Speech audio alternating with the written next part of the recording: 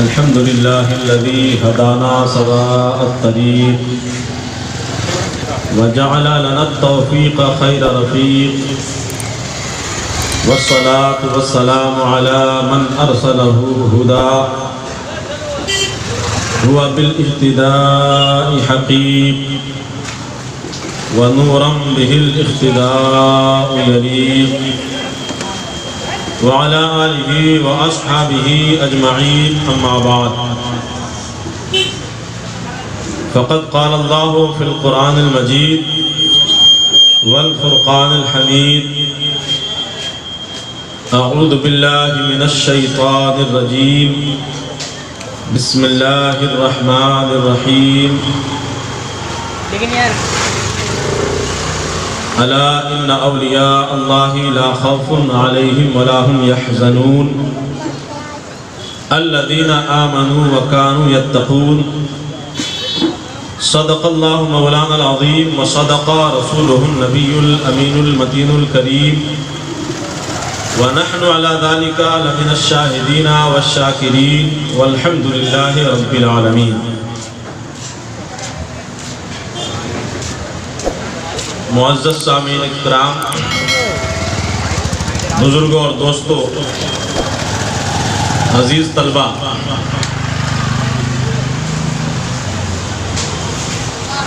جیسا کہ آپ کو معلوم ہے کہ آج کی یہ مجلس، آج کا یہ جلسہ اعلیٰ حضرت عظیم البرکت مجدد دین و ملت امام عشق و محبت امام محمد رضا خان فاضل بریلوی رضی اللہ تعالیٰ عنہ کی بارگاہ میں خراج عقیدت پیش کرنے کے لیے منعقد کیا گیا ہے. انشاءاللہ آپ یکے بعد دیگرے علماء کرام سے اس موضوع پر خطاب سماعت کریں گے. میں تھوڑی دیر کے لیے آپ کے سامنے حاضر آیا. مجھے امید ہے کہ میری باتوں کو آپ نہایت اطمینان، سنجیدگی اور متانت کے ساتھ سننے کی زحمت گوارا کریں گے.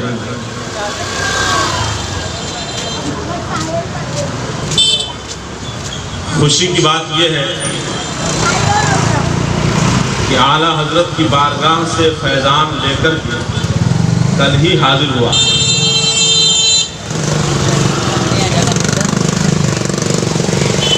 اور عرس رضوی وہ عرس ہے کہ بڑے بڑے خطبہ، بڑے بڑے شعراء، بڑے بڑے علماء جب وہاں جاتے ہیں تو یہی اعلان کرتے ہیں کہ ہم تقریر کرنے کے لیے نہیں آئے، ہم نعت منقبت سنانے کے لیے نہیں آئے، ہم مسائل سکھانے کے لیے نہیں آئے، بلکہ بارگاہ اعلیٰ حضرت میں ہم لوگ سال میں ایک مرتبہ ریچارج ہونے آئے. بڑے بڑے خطیب وہ بارگاہ اعلیٰ حضرت میں عرس رضوی میں صرف ریچارج ہونے کے لیے، اپنے آپ کو مضبوط بنانے کے لیے، اپنے آپ کو عشق رسول کا پیکر بنانے کے لیے حاضر ہوتے ہیں. یقیناً بارگاہ اعلیٰ حضرت وہ بارگاہ ہے جہاں سے ایک زمانے سے فیض بٹ رہا ہے. ہم لوگ پڑھنے پڑھانے والے لوگ ہیں اور اعلیٰ حضرت کی ذات یہ بھی پڑھنے پڑھانے والی ذات ہے. اعلیٰ حضرت کو جو آج پوری دنیا یاد کر رہی ہے، ان کا چرچا کر رہی ہے، ان کا نعرہ لگا رہی ہے، ان سے محبت رکھ رہی ہے، تو اس میں سب سے بڑا رول اعلیٰ حضرت کے علم کا. اعلیٰ حضرت نے اپنے علم سے، اپنے فضل سے، اپنے فن سے پوری دنیا کے لوگوں کو جو پیغام دیا ہے وہ 100 سال سے وہ ریکارڈ ابھی تک قائم ہے،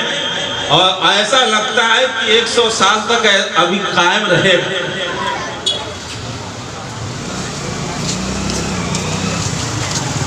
اعلیٰ حضرت کا نام ہوا، چرچا ہوا، لوگوں میں تذکرہ ہوا، تو بہت سارے لوگ اعلیٰ حضرت کے نام کو دبانے کے لیے، اعلیٰ حضرت کے پیغام کو دبانے کے لیے، اعلیٰ حضرت کے نعرے کو دبانے کے لیے، اعلیٰ حضرت کے ذکر کو دبانے کے لیے بہت سارے لوگوں نے سر اٹھایا، لیکن دنیا گواہ ہے،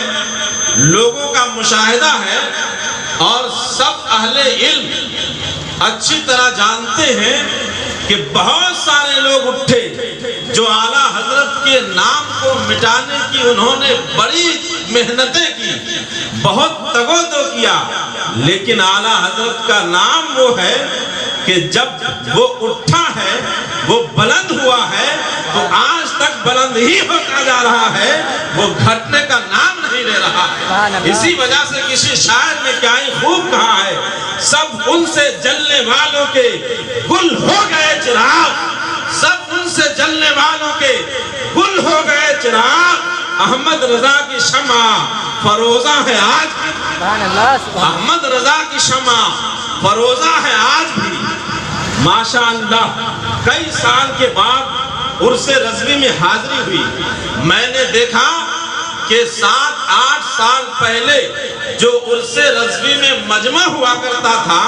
اس سے کہیں زیادہ اس سال عرس رضوی میں مجمع، اور متھرا پور میں جو تاج الشریعہ کا مدرسہ ہے، اور تاج الشریعہ کے زمانے سے وہاں جلسہ ہوتا ہے، بہت سارے لوگ یہ کہتے تھے کہ تاج الشریعہ ہے تو بھیڑ ہو جاتی ہے،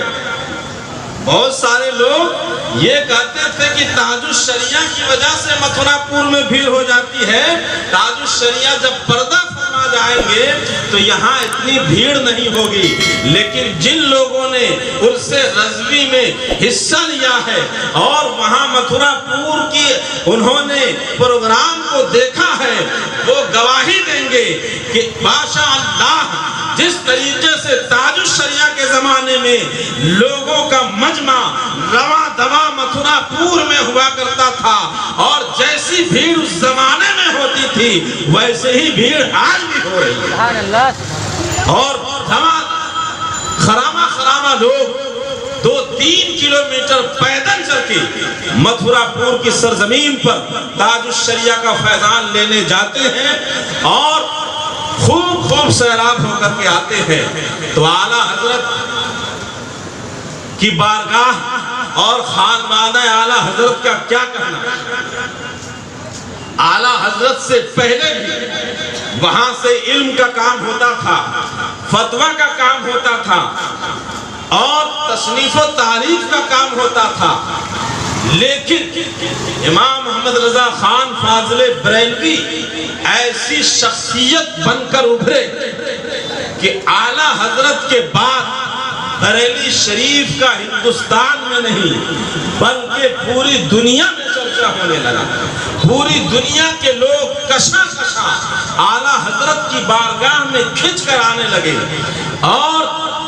اعلیٰ حضرت علیہ رحمت و رضوان باپ دادا کی میراث کو سنبھالتے ہوئے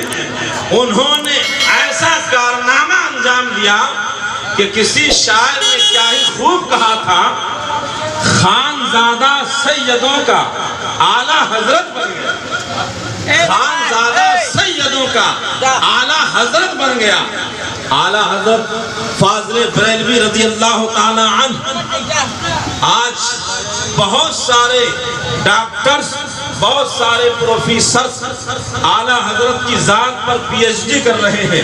تحقیق کر رہے ہیں، ریسرچ کر رہے ہیں، اور الگ الگ جہتوں سے اعلیٰ حضرت پر تحقیق ہو رہی ہے۔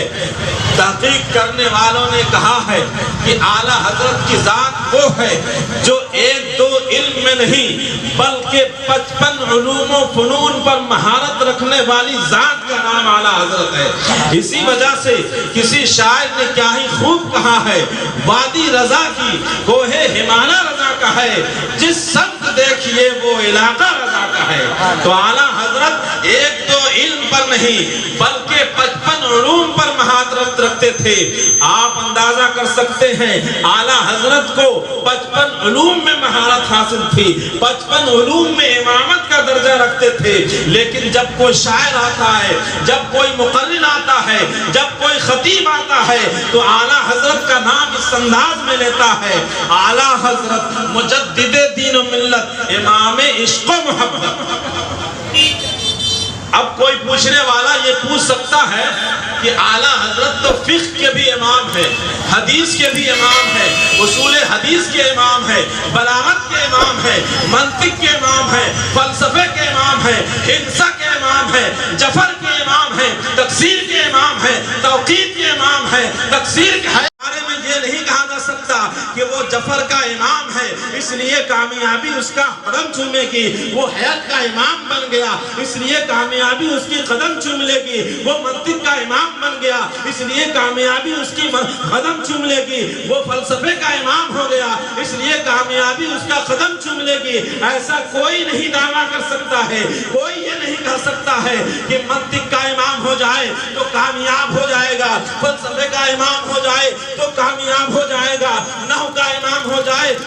تو کامیاب ہو جائے گا، فلسفے کا امام ہو جائے تو کامیاب ہو جائے گا، معاشیات کا امام ہو جائے تو کامیاب ہو جائے گا۔ وہ ایسا کوئی بھی ماہر فن گاتا ہوا نظر نہیں آتا ہے۔ اسی وجہ سے یہ ہمارے علماء جواب دیتے ہیں، ارے کسی بھی فن کا ماہر ہو جائے تو اس کے لیے کامیابی نہیں ہے، کسی فن کا امام ہو جائے اس کے لیے کامیابی ضروری نہیں ہے، لیکن یہ عشق ایسی چیز ہے، عشق ایسی صفت ہے، عشق ایسا وصف ہے، عشق رسول ایسی دولت ہے کہ اگر اس میں کوئی امام بن جاتا ہے بلکہ اس کا مقتدی بھی بن جاتا ہے تو دنیا میں بھی کامیاب ہو جاتا ہے، آخرت میں بھی کامیاب ہو جاتا ہے۔ حضرات اسی وجہ سے اعلیٰ حضرت کو امام فلسفہ نہیں، امام فقہ نہیں، امام حدیث نہیں بلکہ عشق و محبت کا امام کہا جاتا ہے۔ سبحان اللہ۔ یہی وجہ ہے کہ آج پوری دنیا میں اعلیٰ حضرت کے نام کے ساتھ جو نعرہ لگ رہا ہے وہ منطق فلسفہ سرشار ہوتے ہیں، نبی کی محبت میں وہ سرشار ہوتے ہیں، تو یہ نعرہ لگاتے ہوئے علی حضرت آتے ہیں، عشق محبت، عشق محبت، اعلیٰ حضرت، اعلیٰ حضرت، عشق محبت، عشق محبت، اعلیٰ حضرت، اعلیٰ حضرت۔ اس وجہ سے کہ ہمارے امام نے اور کسی کا چیز کا درس دیا ہو یا نہ دیا ہو، ہمارے امام نے عشق رسول کا درس دیا ہے، محبت رسول کا درس دیا ہے، ہمارے سینوں میں عشق رسول اور محبت رسول کے سیلاب کو معجزن کر دیا ہے۔ اسی وجہ سے ہم غلامان اعلیٰ حضرت، ہم غلامان رضا یہی سلام کرتے ہوئے نظر آتے ہیں، ڈال دی قلب میں عظمت مصطفیٰ، ڈال دی قلب میں عظمت مصطفیٰ، سیدی اعلیٰ حضرت پہ لاکھوں سلام، سیدی اعلیٰ حضرت پہ لاکھوں سلام۔ حضرات اعلیٰ حضرت امام عشق و محبت سے پہلے ہی آپ کے دادا، آپ کے والد محترم یہ سب کے سب فتویٰ دیا کرتے تھے اور باضابطہ حکومتی مفتی کی حیثیت سے آپ کے دادا پر دادا روحیلہ حکومت میں تھے، لیکن اعلیٰ حضرت علیہ الرحمت و رضوان نے جب اسی افتاء کو سنبھالا ہے، اسی گدی کو سنبھالا ہے جس کو رضا علی نے سنبھالا تھا، جس کو نقی علی نے سنبھالا تھا، جس کو کاظم علی نے سنبھالا تھا، تو اعلیٰ حضرت کے اس گدی کو سنبھالتے ہی ایسا انقلاب برپا ہوا ہے کہ اب صرف اعلیٰ حضرت کی بارگاہ میں فتوے تو پہلے بھی، استفتے تو پہلے بھی بریلی شہر میں آیا کرتے تھے، لیکن محدود علاقے کے تھے، محدود جگہوں کے تھے، محدود شہروں کے تھے۔ لیکن جب اعلیٰ حضرت اس گدی پر بیٹھتے ہیں تو اب صرف ہندوستان سے نہیں، صرف یوپی سے نہیں، صرف بہار سے نہیں، صرف ہندوستان سے نہیں، بلکہ امریکہ سے بھی استفتاء آ رہا ہے، افریقہ سے بھی استفتاء آ رہا ہے، کینیا سے بھی استفتاء آ رہا ہے، ہالینڈ سے بھی استفتاء آ رہا ہے۔ اور اعلیٰ حضرت کے جواب دینے کا انداز، قربان جائیں آپ، اعلیٰ حضرت کے ہاں فتویٰ آتا ہے، استفتاء آتا ہے، جیسا استفتاء ہوتا ہے ویسا اعلیٰ حضرت جواب دیتے ہوئے نظر آتے ہیں۔ اگر کوئی عالم فتویٰ پوچھتا ہے تو عالمانہ جواب، اگر کوئی فاضل فتویٰ پوچھتا ہے تو فاضلانہ جواب، اگر کوئی عامی فتویٰ پوچھتا ہے تو عامیانہ جواب، اگر کوئی فقیہ فتویٰ پوچھتا ہے تو فقیہانہ جواب، اگر کوئی صوفی فتویٰ پوچھتا ہے تو تصوف میں جواب۔ ارے یہ سب تو دور کی بات ہے، کوئی اردو میں فتویٰ پوچھے تو اردو میں جواب، فارسی میں پوچھے تو فارسی میں جواب، عربی میں پوچھے تو عربی میں جواب، انگریزی میں پوچھے تو انگریزی میں جواب۔ یہیں تک محدود نہیں، نثر میں پوچھے تو نثر میں جواب، نثر میں پوچھے تو نثر میں جواب۔ سبحان اللہ، سبحان اللہ۔ یہ اعلیٰ حضرت کا استفتاء کا عالم ہے، یہ اعلیٰ حضرت کے جواب دینے کا انداز ہے۔ جیسا استفتاء ہوتا ہے ویسا جواب دیتے ہوئے سبحان اللہ، سبحان اللہ۔ یہ بڑے کمال کی بات ہے۔ اور یہاں تک محدود نہیں،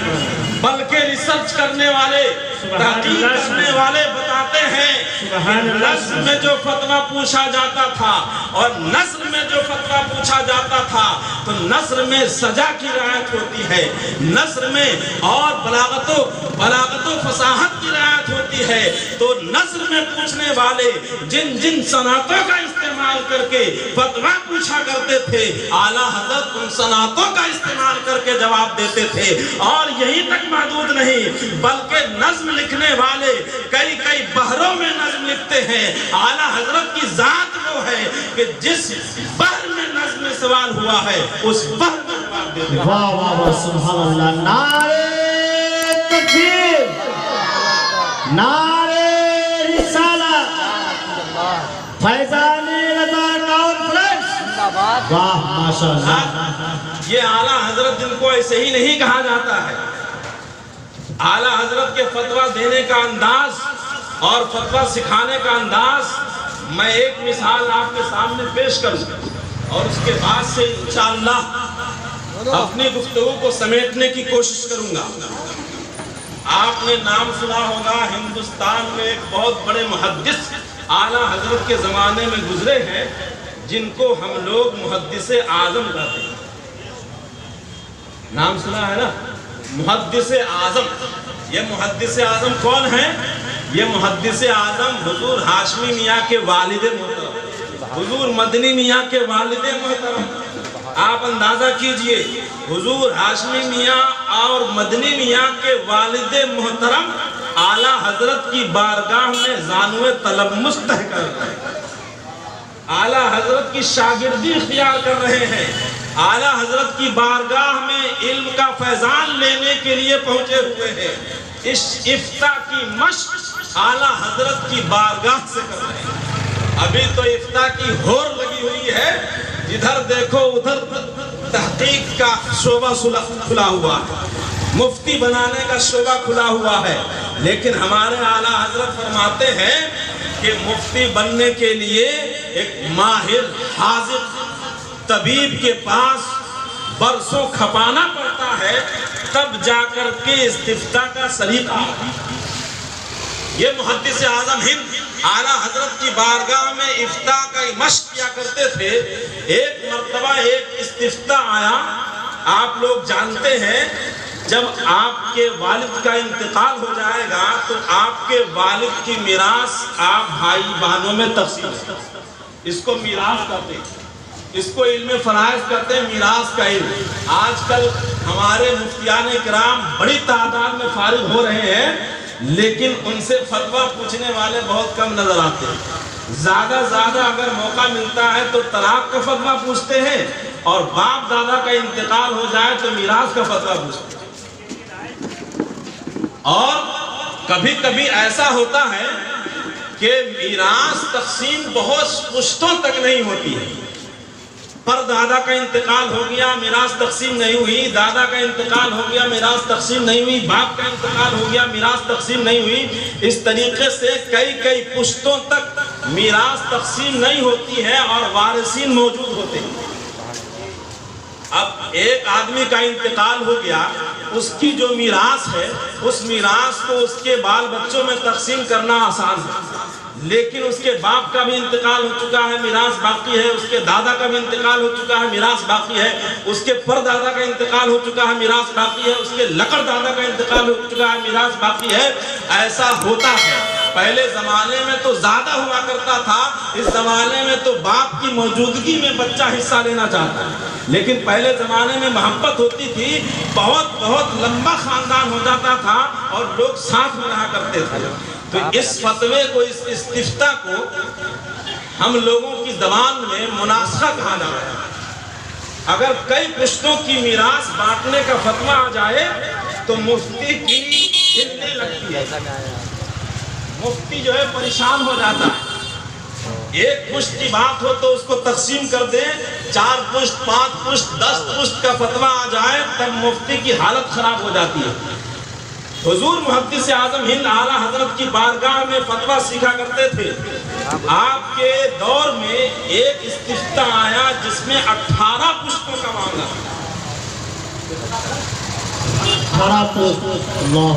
18 پشت گزر چکی تھی،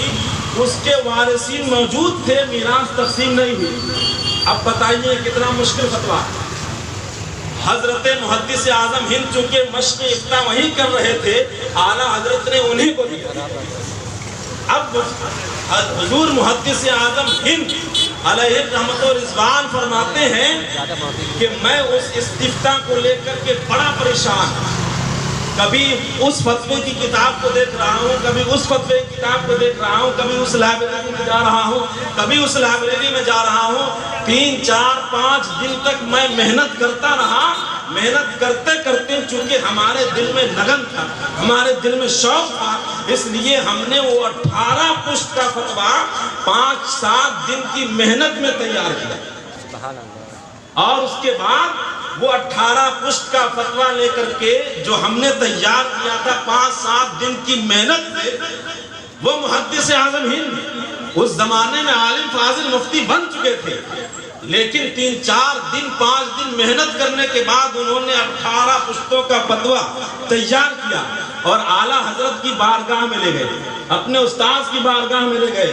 اور دکھایا کہ حضور بہت مشکل فتویٰ تھا، بہت پریشانی ہوئی، بڑی محنت میں نے کی ہے، بڑی مشقتیں کی ہے، بہت کتابیں ہم نے چھان ماری ہے، اور اس کے بعد میں یہ استفتاء، یہ فتویٰ تیار کر کے لایا ہوں، آپ اس پر نظر ثانی فرما لیں۔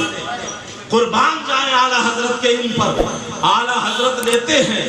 اور 1-2 منٹ کے بعد فرماتے ہیں کہ تم نے صحیح استفتاء لکھا۔